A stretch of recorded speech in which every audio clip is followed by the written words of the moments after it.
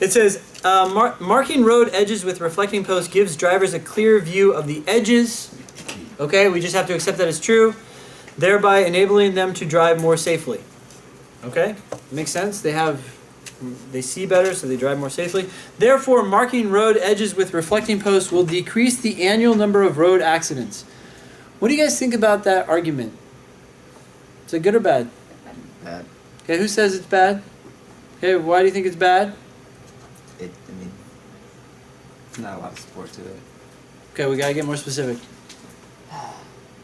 Why does safety necessarily ensure that it's going to be less road accidents? What if the road accidents happen by other ways other than the roads are safe and there's still lots of accidents? Okay, so if you look at the last sentence right before the conclusion, it says, thereby enabling them to drive more safely, right? So I'm thinking to myself, they're driving more safely than they were before. Therefore, marking road edges with a reflecting post will decrease the annual number of road accidents.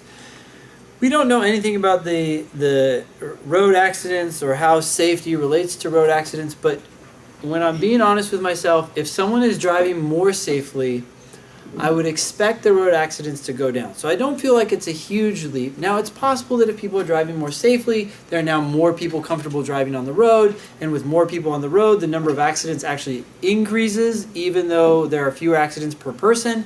Right? There are a lot of different ways this could go, but I'm not totally concerned about this conclusion. So I'm going to step back a little bit and say, wait a sec. If you mark road edges with reflecting posts, is that going to, and that gives drivers a clear view of the edges, is that going to enable them to drive more safely? That might be more of a jump than the jump from the intermediate conclusion to the main conclusion. In other words, this argument has a premise, it then has an intermediate conclusion, and then it has a main conclusion. And I do think there are jumps from the premise to the intermediate conclusion and from the intermediate to the main conclusion.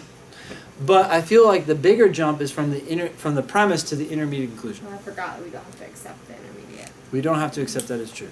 Yep. Okay. So when I'm thinking, I'm like, Adam, you might be right, but is it necessarily true that making things clearer makes people drive more safely? That's a much bigger jump than saying if you drive more safely, you're going to have fewer accidents. Right. Rachel? I missed which is the intermediate. Oh, the intermediate conclusion is the last part of the first sentence. Right? That's not necessarily something that follows from the first part of that sentence. Okay.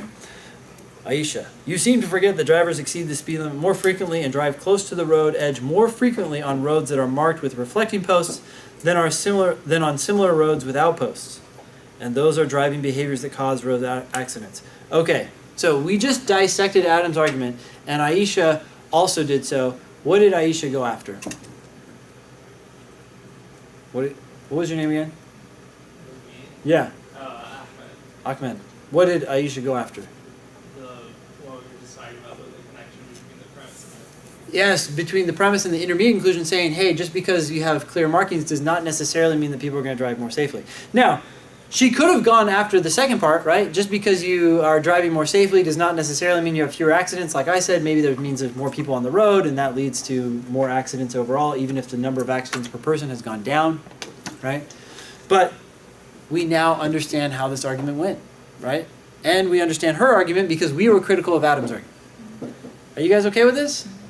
All right, so Aisha responds to Adam's argument by doing what? She goes after the assumption between the first premise and the intermediate conclusion.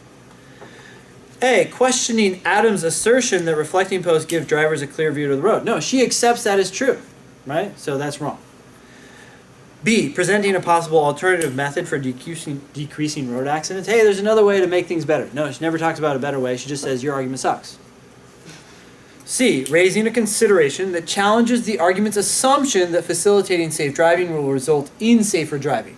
Just because you make the roads clearer does not necessarily mean that people will drive safer.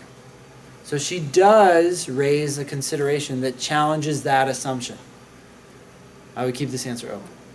D, denying that the driver's view of the road is relevant. By the way, be very aware of the word relevant and irrelevant on the LSAT.